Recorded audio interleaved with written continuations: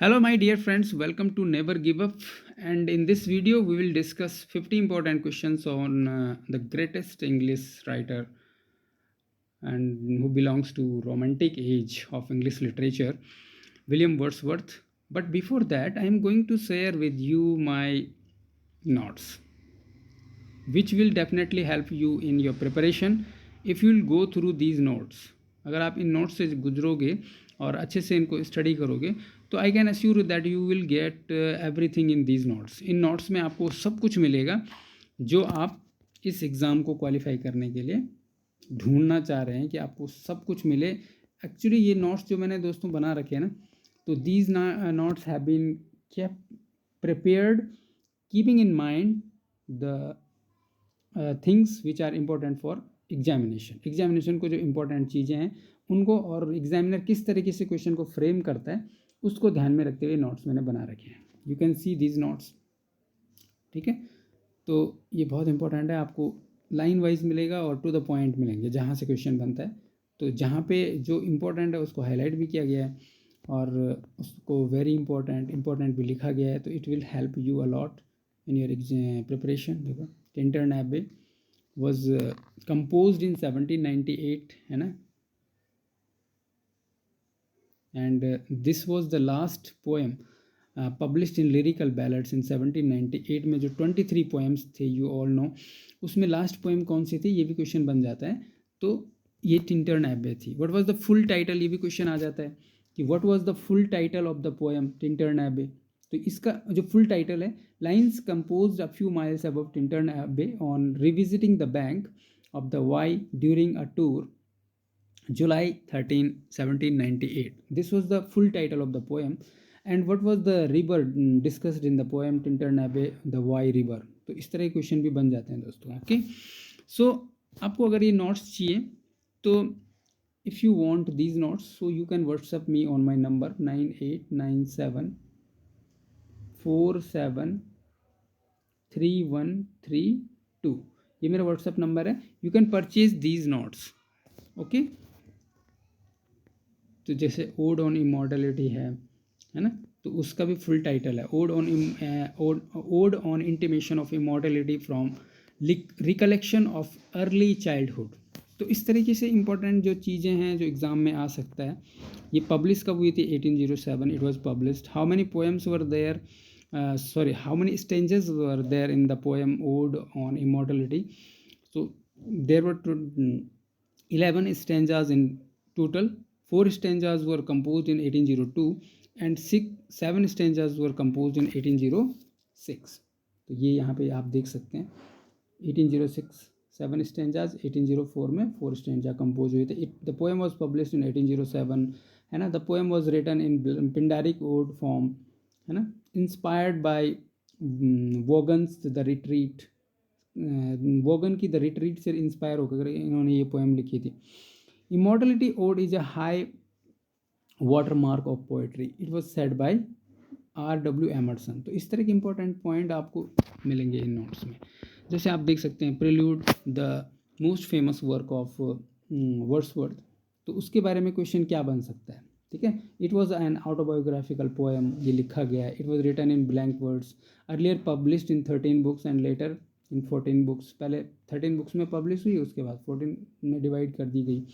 Written between 1798 and 1805 के बीच में इसको लिख दिया था. हालांकि this poem was published posthumously. तो ये भी क्वेश्चन बन सकता है, बनता है, सकता क्या है, बनता है. Wordsworth, you all know that Wordsworth was died in 1850 on 23rd April 1850, and after his death this poem was published. इस पोएम का टाइटल किसने दिया था? His wife Mary Hutchinson. ये क्वेश्चन बनता है. इट वॉज पब्लिश्ड इन, हाँ ये यहाँ पे लिखा हुआ है, posthumously in 1850. This poem was dedicated to S.T. Coleridge. ये क्वेश्चन बन सकता है. To whom the prelude was dedicated. S.T. Coleridge subtitled it growth of poet's mind. तो S.T. कॉलरिज ने इसको क्या सबटाइटल दिया था? Growth of a poet mind. Then titled by Wordsworth. Wordsworth ने देखो इस पोएम को क्या टाइटल करके, because he had written this poem during 1798 to 1805 के बीच में उन्होंने इसको लिखा था. तो उस समय उन्होंने इसका टाइटल प्रिल्यूड नहीं रखा था. उन्होंने इसका टाइटल क्या रखा था, the poem to Coleridge. Actually the poem was dedicated to S T. Coleridge, ठीक है। तो हिज वाइफ मैरी हचिनसन, ये थोड़ा सा यहाँ पे मिट गया है, Hutchinson gave the title of the to the book the prelude. ये जो टाइटल दे रखा है ये उनकी वाइफ मैरी हचिनसन ने इसको दे रखा है। तो दोस्तों इस तरह के इंपॉर्टेंट फैक्ट्स आपको यहाँ पे मिलेंगे जो एग्ज़ाम के लिए आपके लिए बहुत इंपॉर्टेंट होंगे। देखो टिंटर्न एबे की इंपॉर्टेंट लाइन्स, ओपनिंग लाइन क्या है, what is the opening line of Tintern Abbey, या this line is the opening line of which poem, ये भी आ जाता है, लाइन लिख देगा। तो टिंटर्न एबे की फर्स्ट लाइन क्या है, 5 years हैव पास्ट 5 summers, ठीक है। तो इस तरह के, देखो मैं आपको पूरे नोट्स डिटेल में नहीं पढ़ा सकता, वीडियो बहुत लंबी हो जाएगी। I am just showing you how important these notes are going for you for your. देखो, thy soul was like a star and dwelt apart, this line was dedicated to Milton, ठीक है। Milton के लिए ना लिखा, to Milton करके इनकी एक पोएम थी, उसका दूसरा टाइटल था London 1802। It was a sonnet, है ना, dedicated to national independence and liberty. Milton, thou shouldst be living at this hour, England hath need of thee. Milton बोल, तुम्हें अभी इस आवर पे जीवित होना चाहिए था, इस समय वाले इंग्लैंड को आपकी आवश्यकता है, ठीक है। Thy soul was like a star and dwelt apart, तुम्हारी जो आत्मा है वो एक स्टार की तरह है, बोल, जो इस समय बहुत दूर रहती है। तो ये बहुत अच्छे मतलब से ये नोट्स बनाए गए हैं, एंड वर्ड्सवर्थ को बहुत अच्छे से मैं आपको पढ़ा था, लेकिन बहुत लंबी वीडियो हो जाएगी। सो you can see the notes. इस तरह की इम्पोर्टेंट लाइंस हो गई, है ना। और there is blessing in gentle breeze, this was the opening line, this is the opening line of prelude. Prelude की ओपनिंग लाइन पूछ ले तो वेरी इंपॉर्टेंट करके यहाँ पे मार्क कर रखा है। तो इसलिए आपको ये नोट्स बहुत हेल्प करेंगे आपकी प्रिपरेशन में, ठीक है। मैं आपको पूरा इतना डिटेल में नहीं बता सकता हूँ, sorry. Poet is a man speaking to man, who said this, William Wordsworth, ठीक है। Wordsworth introduced beggar woman first time in a poem, an evening walk, in 1793, and this is the first poem written by William Wordsworth। ये भी question बन सकता है। Wordsworth had no marked style of his own, it was said by Matthew Arnold about Wordsworth। तो इस तरह की मतलब जो एग्ज़ाम में क्वेश्चन आपके बन सकते हैं, इस तरह की चीज़ें इसमें है, ठीक है। सो दोस्तों, now we should not waste our time, let us go on the question paper. तो दोस्तों ये है आपके लिए 50 मार्क्स का question paper. So we have the first question, William Wordsworth was born in, we all know Wordsworth was born on 7 April 1770, as you can see here, है ना। He was born at Cockermouth, Cumberland, England. ये भी question आ जाता है। And when he was, इनके बारे में एक और फैक्ट है, देखो दोस्तों 50 क्वेश्चन ज़रूर है, लेकिन वीडियो ज़रूर लंबी होगी। But if you like the video, if you think that this video is helpful, please hit the like button. अगर आप लाइक बटन भी हिट करेंगे, देखो आपको पता है कि यूट्यूब में बहुत कुछ मिलता, कुछ नहीं है, तो आप जस्ट लाइक कर दीजिए वीडियो को, मुझे अच्छा लगता है। और if you think that these videos which I am uploading on YouTube are helpful for your examination, then you can subscribe my channel. I will upload more videos for you.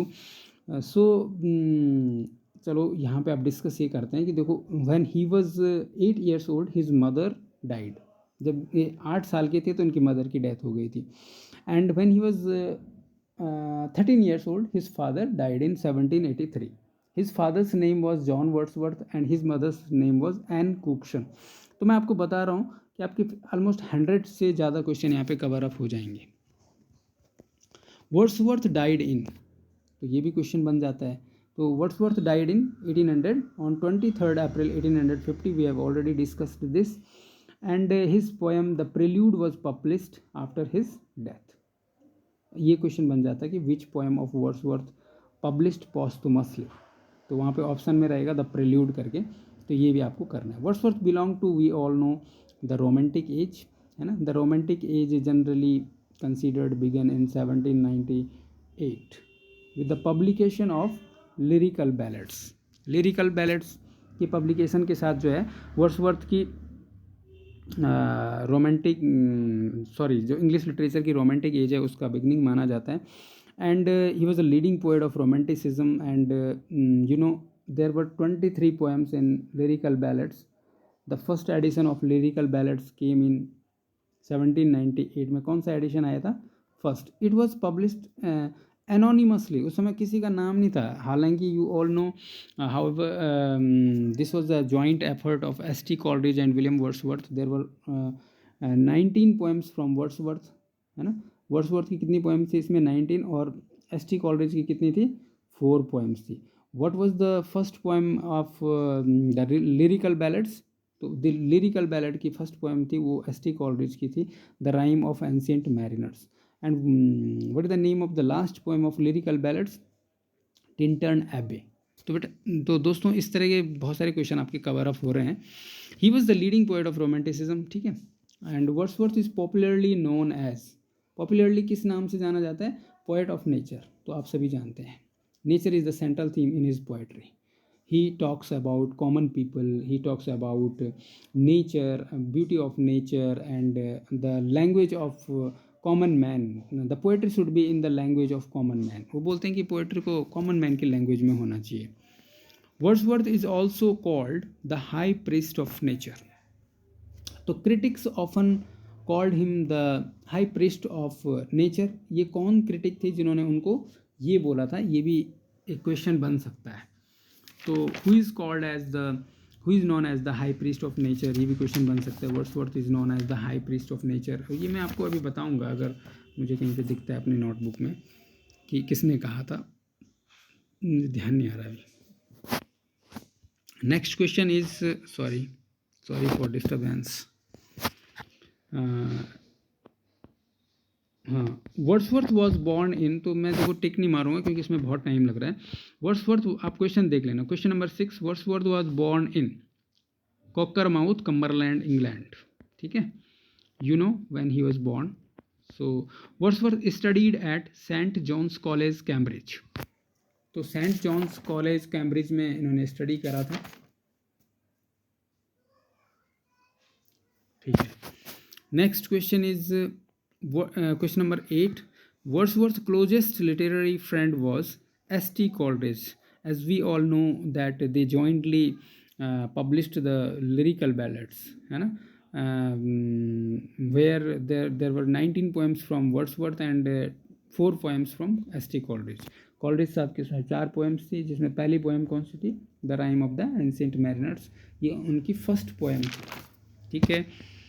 Now we have question number 9. Which work marked the beginning of Romanticism? We all know lyrical ballads mark the beginning of Romanticism, which was the first edition of lyrical ballad was published in 1798. Started the Romantic age in English literature. Romantic as क्या है? Romantic as में ये है कि जो poet है उन्होंने बोला है कि देखो ऐसा कुछ फिक्स नहीं है कि आपको पोएट्री में बिल्कुल बहुत ही ज़्यादा रूल्स एंड रेगुलेशन को अप्लाई करना है. यू कैन, ये उन्होंने कहा है कि poetry is the spontaneous overflow of powerful feelings. You can write poetry in the language of common man. So lyrical ballad was published in 1798. We all know it very well. So we have question number 11. Wordsworth's theory of poetry appears in the preface to lyrical ballads. तो इनकी जो theory of poetry है वो किस में आई थी? Preface of lyrical ballads, which was he added preface to lyrical ballads in 1800, है ना. लिरिकल बैलेड का जो सेकंड एडिशन आया था, सेकंड एडिशन में उन्होंने इसमें क्या ऐड किया था? Preface to the lyrical ballads. और उसमें उनकी थ्योरी ऑफ पोएट्री आती है जहाँ वो बोलते हैं कि poetry is the spontaneous overflow of powerful feelings recollected in the tranquillity. कि आपने एकांत में बैठ करके जो सोचा है और जो फीलिंग्स आपके अंदर आई है उनको आपने जब लिखना शुरू कर दिया तो वही पोएट्री है. पोएट्री इज़ द, यहाँ पे ये लाइन आ भी गई है. Question number 12. Poetry is the spontaneous overflow of powerful feelings recollected in the tranquillity is said by William Wordsworth. This is the famous definition of poetry by William Wordsworth. Explanation भी आप नीचे पढ़ सकते हैं. So now we have question number now we have question number 13. So question number 13 is, according to Wordsworth, poetry takes its origin from. Emotions recollected in tranquillity, जो मैं आपको पहले बोल रहा हूँ कि emotions recollected in tranquillity. Tranquillity का मतलब होती है एकांत, शांति में जो हमारे इमोशंस रिकलेक्ट होते हैं। आपने कोई सीन देखा और फिर आप एकांत में उसके बारे में सोच रहे हैं और उसके बाद आपने उसको सोच करके लिख दिया, तो उसको बोलते हैं कि पोएट्री आप लिख रहे हैं। Calm recollection transforms emotions into poetry. ठीक, now we have question number 14।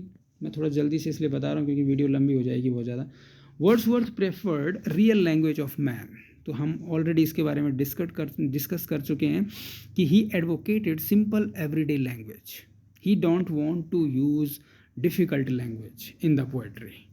He talks about the language of common people. वो कॉमन पीपल की लैंग्वेज के बारे में बात करना चाहता है और वो चाहते हैं कि poetry should be in the language of common man, so that everybody can understand that easily, or everybody can write their feelings, express their feelings in the words. So now we have question number 15. Nature of Wordsworth is nature for Wordsworth is teacher and guide. तो ये उनकी poem में भी आता है, कहीं पे tables turned करके इनकी एक पोएम है, उसमें वो बोलते हैं कि nature is the best teacher. Nature सबसे अच्छा टीचर हमारा होता है।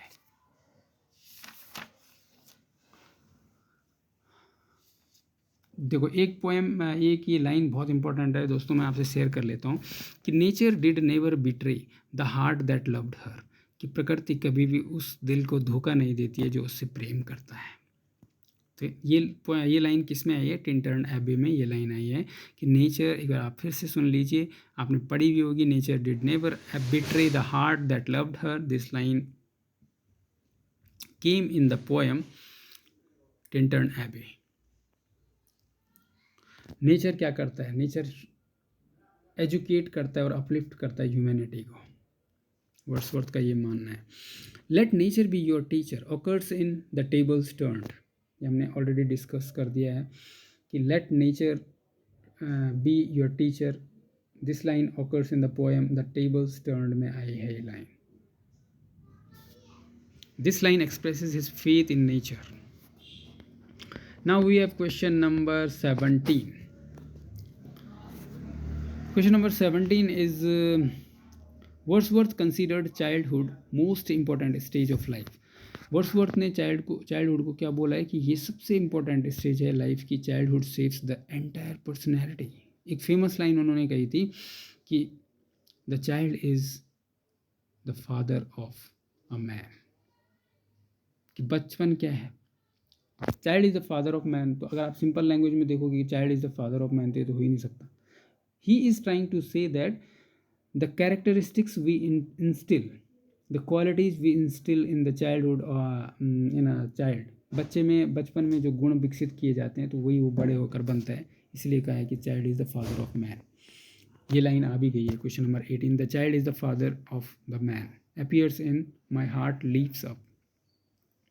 ये एक पोएम है उनकी, रेनबो करके। ठीक है, इसका जो टाइटल है रेनबो है, रेनबो भी है, ये भी आ सकता है कि इस किस पोएम में है। तो माई हार्ट लीप्स अप, उसमें ये लाइन आती है child is the father of man, childhood determines adult character. हमने ऑलरेडी डिस्कस कर लिया। Question number 19 is according to Wordsworth children are closer to nature and God. बच्चे भगवान का रूप होते हैं, तो यही वो कहना चाह रहे हैं। Children possesses spiritual purity. Which quality is most important in romantic poetry? Imagination. Imagination is central to romanticism. इसमें ये कि पोएट कितना मतलब इमेजिन कर सकता है, ये इसमें डिस्कस किया गया है। Now we have question number 21.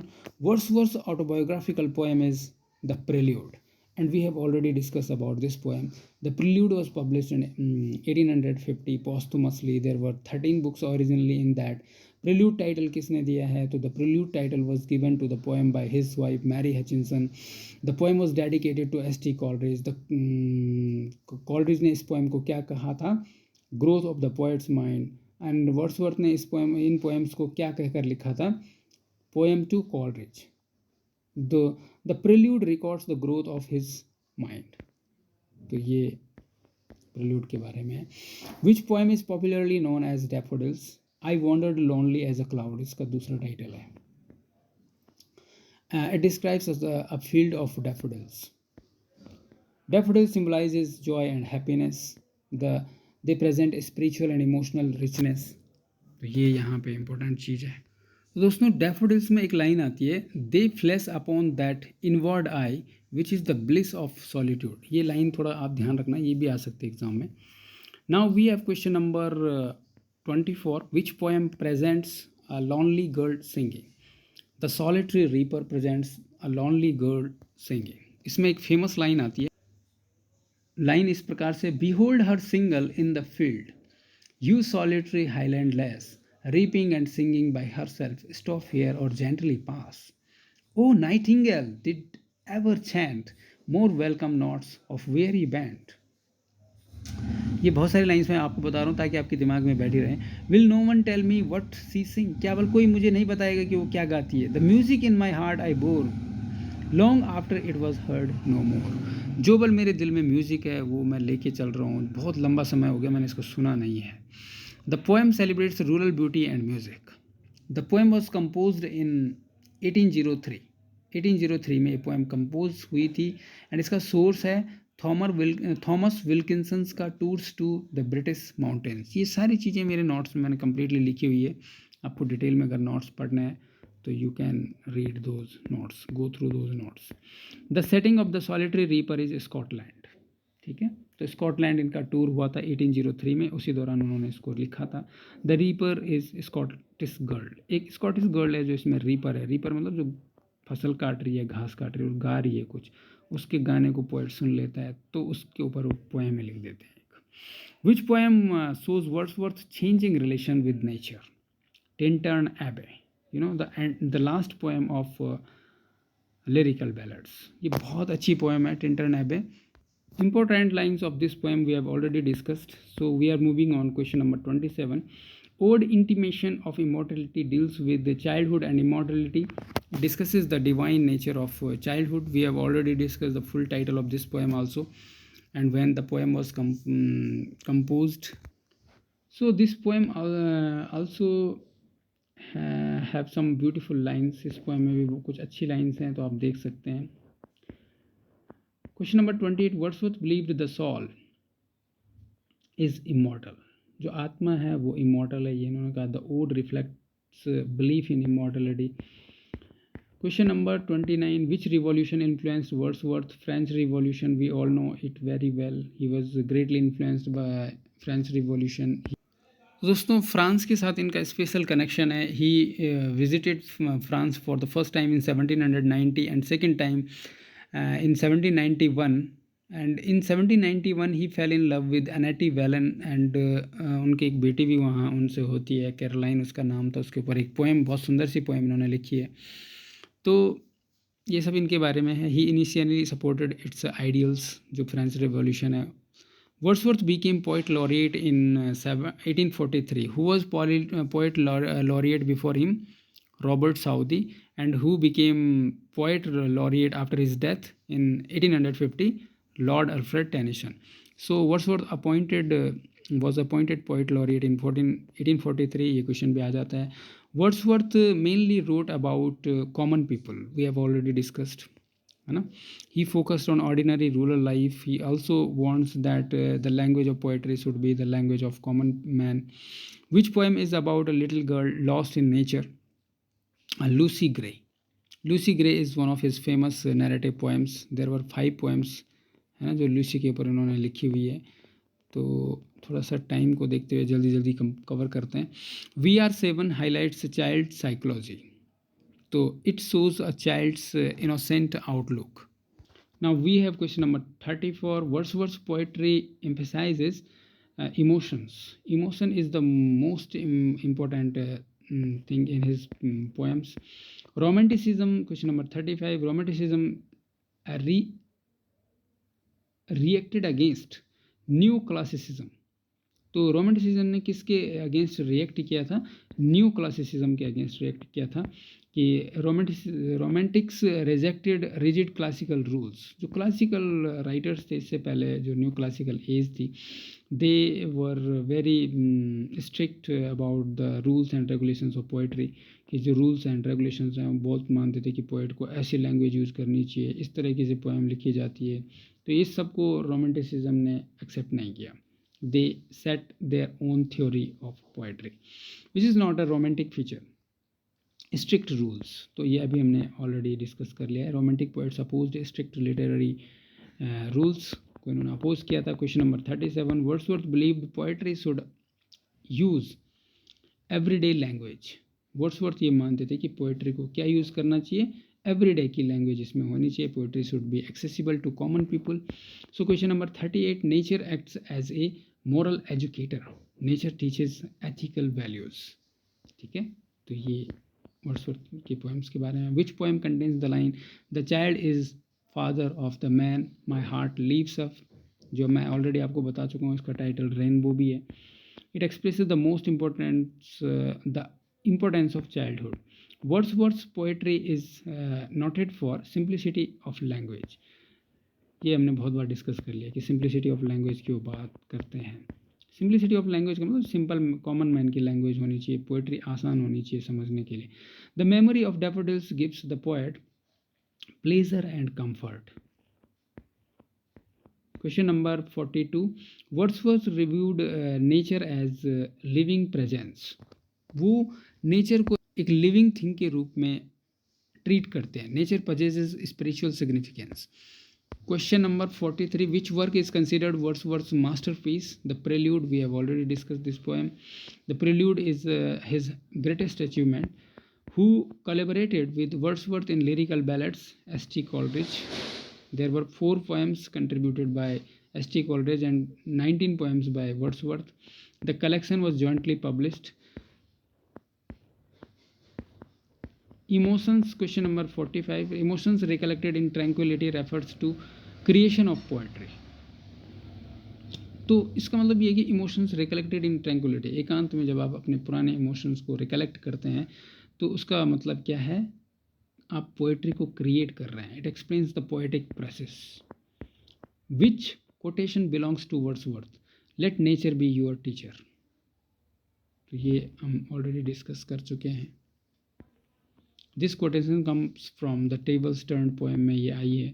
Wordsworth celebrated rural life, rural life को सेलिब्रेट करते हैं। Villages and country life dominate his poetry, उस उनकी पोएट्री में ज़्यादातर कॉमन मैन की बात की गई है। Which poem criticizes materialism?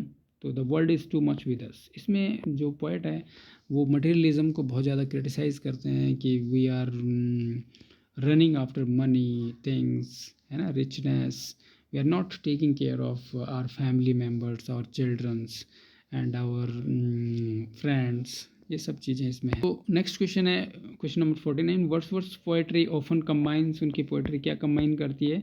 Nature and spirituality को कंबाइन करने की कोशिश करते हैं वो अपनी पोएट्री में। The last question is which statement best describes Wordsworth, poet of nature, childhood and common man? This expression best describe the great poet William Wordsworth. तो दोस्तों, अगर आपको वीडियो अच्छी लगी है तो please like and subscribe. Thank you for watching.